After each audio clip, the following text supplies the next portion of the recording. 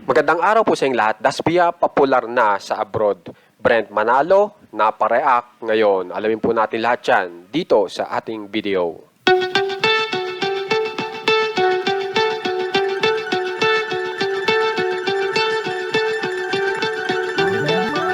Napakaganda nga po ng balita para sa Dasbia dahil ang Dasbia po ay nakikita na po sa abroad at ito po ay galing mismo kay Dustin Yu. So ipakita ko po sa inyo.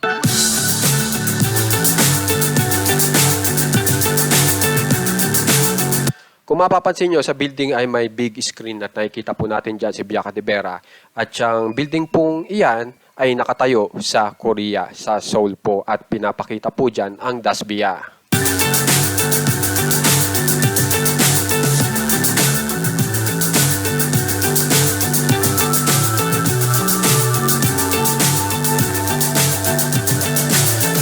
So napakalaki pong opportunity na mapansin po sa abroad at ang Dasbia nga po ay kabilang na ngayon dyan. So high, I'm hypnotized. What's up is down, what's left is right. Pagkatapos naman po niyan, ayan, may post pa rin si Dustin Yu na larawan niya at ito pong dish na mula sa kanyang negosyo. Chasing stars and holding you.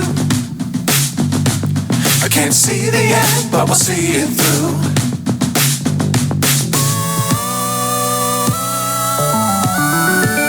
So pag-usapan naman po natin yung post po na mula po sa Dasbia na kung saan po ito ay patungkol sa music video nila.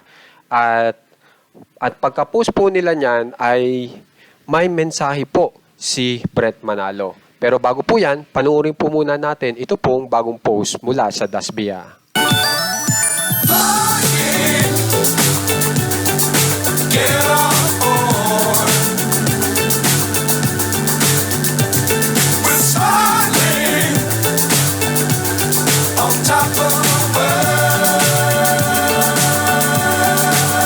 So, bali, ang pinaka nag-post po niyan ay si Bianca de Vera.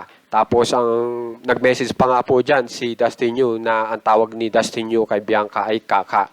Pero, ang kapansin-pansin po dito ay meron pa pong isang housemate na malapit sa kanila na napa-message din. At yan po ay si Brent Manalo. At ito po yung naging mensahe ni Brent Manalo matapos makita ito pong post ni Bianca de Vera.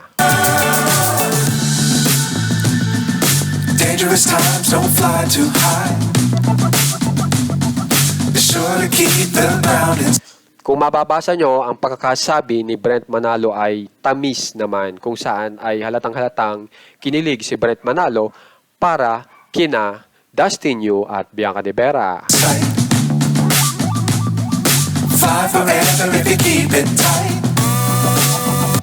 Kaya tiyak, kakaabangan po talaga ng lahat. Ito pong mangyayari o mabubong movie ng Dasbia dahil isipin nyo naman po, abot na po ng Seoul. At tiyak, baka makarating din po yung pelikula ni na Dustin Yu at Bianca de Vera sa abroad.